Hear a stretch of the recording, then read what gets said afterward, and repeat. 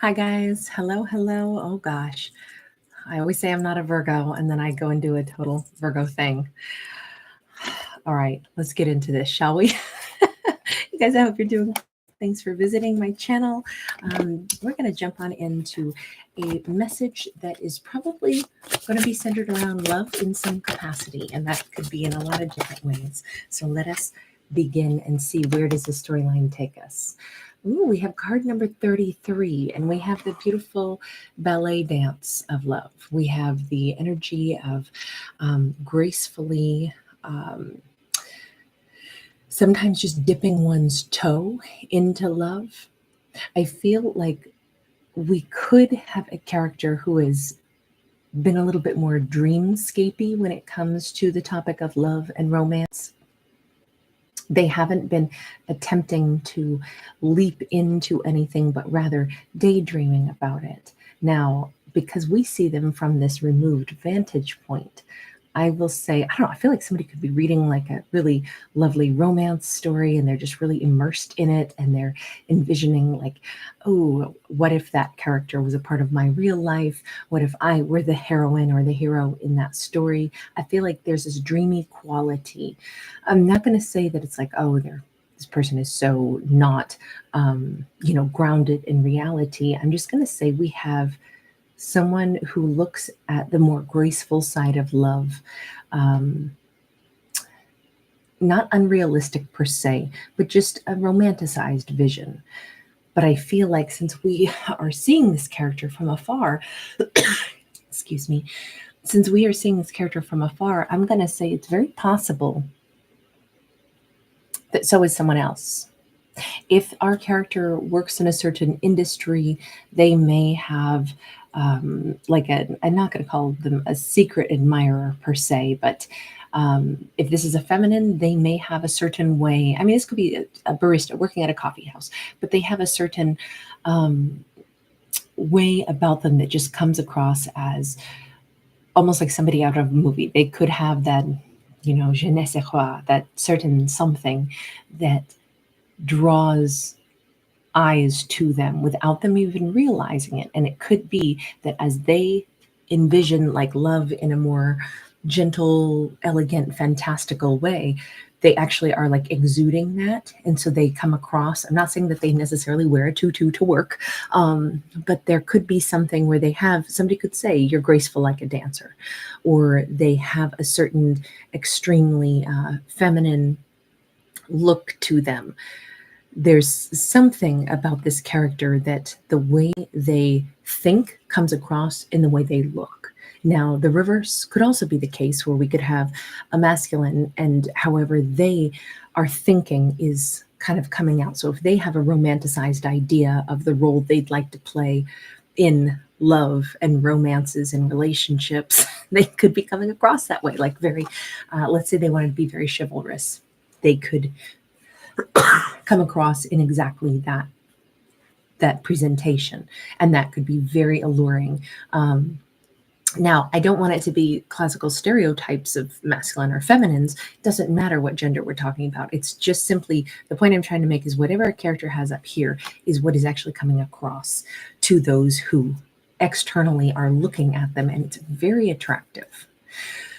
Forgive me, my husband's going to make me cough here and there throughout this, so my apologies in advance. We have Ace of Cups. Oh my gosh, yeah, everything is about love. And we continue on with the romantic theme because we see kind of like an element of the canals of Venice on this card. We see somebody ready to dive right into, like, if only we could turn an everyday life into this incredibly romantic film set. I feel like that's about what's going to happen, though.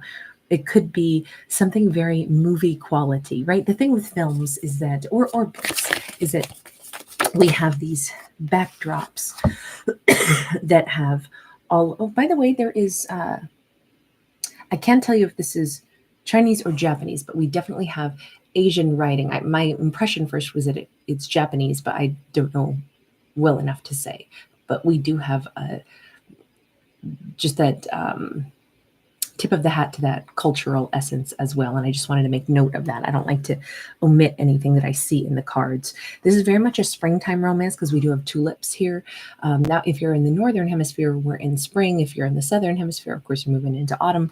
But to me, this still says that this is in present timeline. It doesn't have to be tulips are growing wherever a character is. I'm just saying this sets a tone for present time because I'm here in the springtime in the northern hemisphere. So to me, that says it's present time for our character.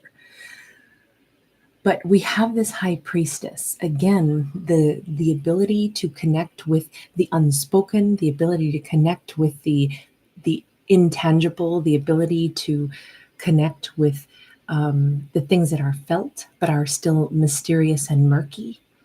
That's who this character is.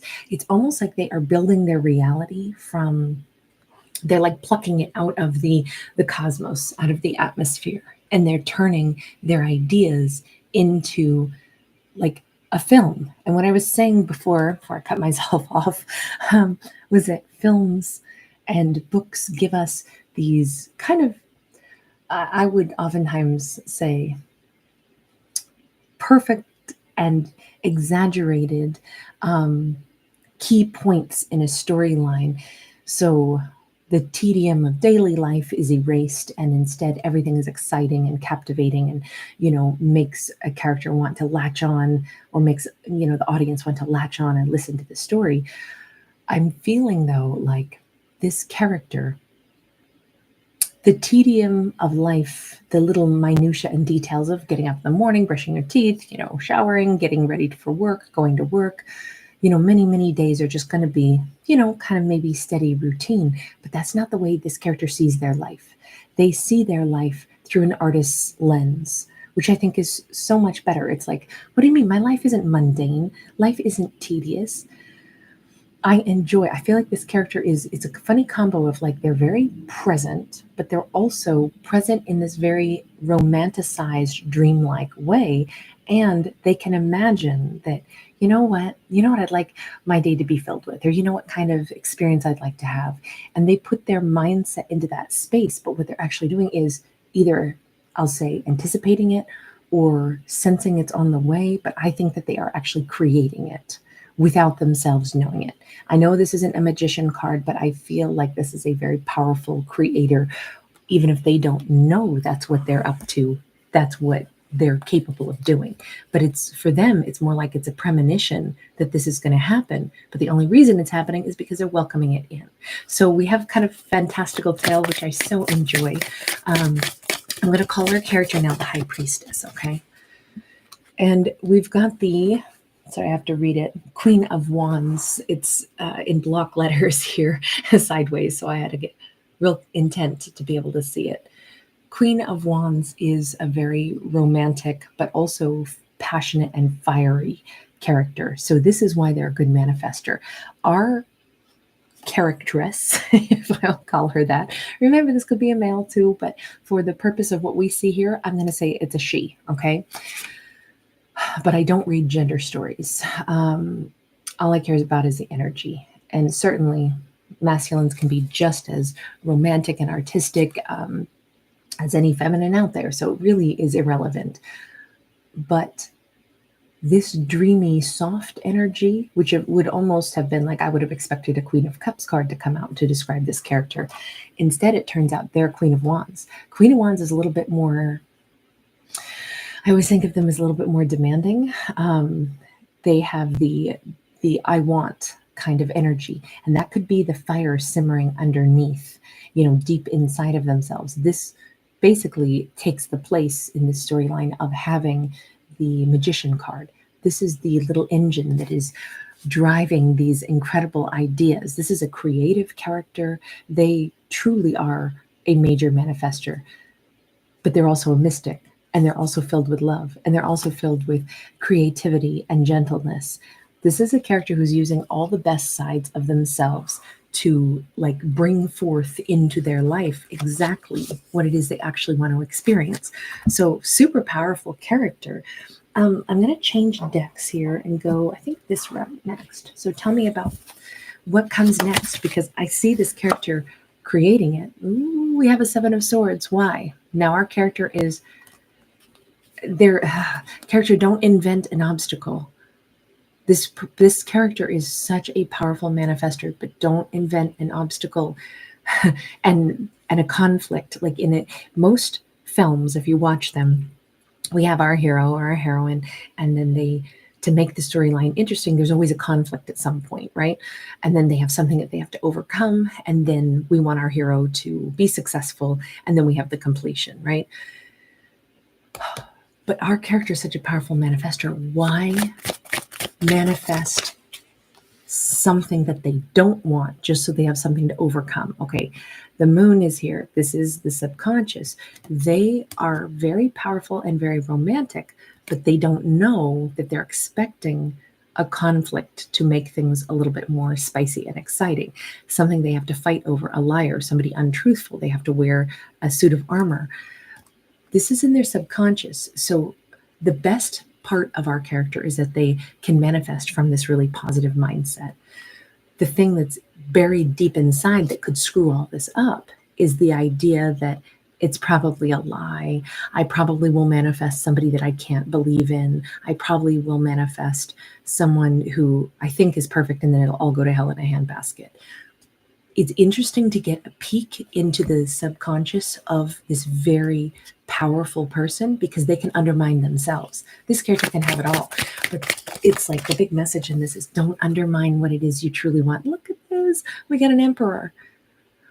This is okay. So what I feel like is we are showing a character that is battling within their own subconscious versus their soul. So their soul knows that they can manifest something amazing. They can manifest a partnership with an emperor.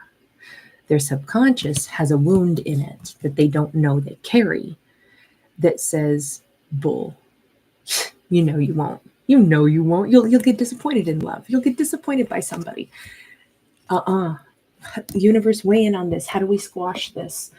I am fighting for this character right now. Darling, do not wreck what you are bringing in. You deserve this. You are turning your mental capacity, your love, your general essence of what you are. You are creating something beautiful. Don't sabotage it. I said, how do we squash this? We have 3 of Swords. We have 3 of Pentacles. 3 of Swords. You notice she's using her power to heal her broken heart. She is literally taking the shattered pieces and she's fusing it back together with all the power of the sun. She's listening to her guide there behind her. And here she is, like, literally, let me put it this way. If our character is on the cusp of sabotaging what they're about to create and bring into their life, which is like the person for themselves, the emperor. But there's this little subconscious thing that starts tearing it down, building a negative image of what'll happen. Oh yeah, I'll bring in this wonderful, loving energy, and then you know what? They'll be a liar, and I'll have to protect myself from them, and it'll all go to hell. The universe says to combat that, pause for a second, stop manifesting that wonderful person coming in because you keep trying to sabotage it subconsciously. Instead, imagine sitting down and imagine taking all the little shards of the broken heart. First, acknowledge if there have been things that broke our character's heart. This is a sensitive, powerful, beautiful person who undoubtedly has been through a broken heart. Most sensitive individuals will, especially if this is a deeply intuitive and sensitive person, they probably, before they learn some ways to, change how they view the world, we mature and we grow, but there can still be original old heartbreaks before we learned how to kind of better work with the power that we possess. And we could have an old wounded heart. And the universe says, pause for just a second, stop manifesting this amazing emperor that we're about to sabotage mentally before we even meet them, and instead use all that loving power, that creative power, that sensitivity to envision sitting down and holding our hands out and creating this little orb of light and bring all the pieces of our shattered heart and meld it back together. That's what she's actively doing here. And think about the different components of wherever that heartbreak came from, whether it was friends that disappointed, whether it was, things that happened when we were young, times that a parent disappointed us, whatever it is, identify what those are and fuse those shards back together into a whole heart. Whatever that means, to heal, this usually means to collaborate, and you notice that they're actively learning something in this card. So I'm going to say this: the best practice in this fictional story, please remember they are fictional. I don't tell people what to do or how it's going to go. I'm not a psychic. I don't pretend to be one. I wish I was, but I'm not. But for this fictional story, the universe is very clearly saying to her, think about the things that you learned from each one of those heartbreaks. No, only think about the one good thing. Find one good thing that you learned, and really a good thing, a piece of wisdom that you'll take with you for the rest of your life. As you think about fusing your heart back together, fusing those broken shards into a whole heart again, think about the one good thing that came out of whatever the bad experience was. And she may have had literally 3 significant wounds, because this is 3 and this is 3, right? But if she can look at a piece of wisdom that she gained, it may really help her to not forget, but rather to remember something positive out of an experience instead of remembering the thing that shook her confidence. Fusing her heart back together so that she can now continue to manifest only the best for herself, the most loving energy, the most positive energy, the most confident energy. If she trusts from here on out that meeting someone that is wonderful will undoubtedly bring in new pieces of bright, positive way. So she simply looks forward to it.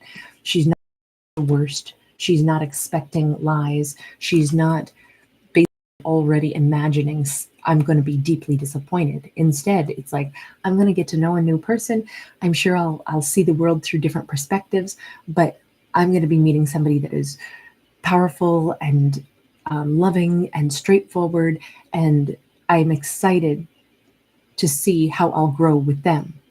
But I'm not expecting heartbreak with a powerful emperor. I'm expecting to grow in magnificent ways. She needs to take away the element of expectation of being disappointed. Here she is manifesting the best, and she has such power to do it. And then there's this little teeny tiny thing that creeps into the back of her mind and says, yeah, but it'll probably not turn out good after all. So it's funny to have such a powerful character who also has this deep hidden wound that we see how it bubbles up and it crushes what she's manifesting, but she can get around that.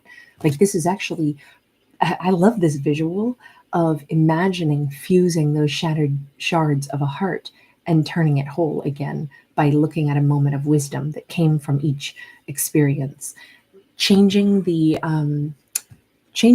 script, changing the dialogue, seeing it through a different lens, and now getting back to manifesting this amazing emperor.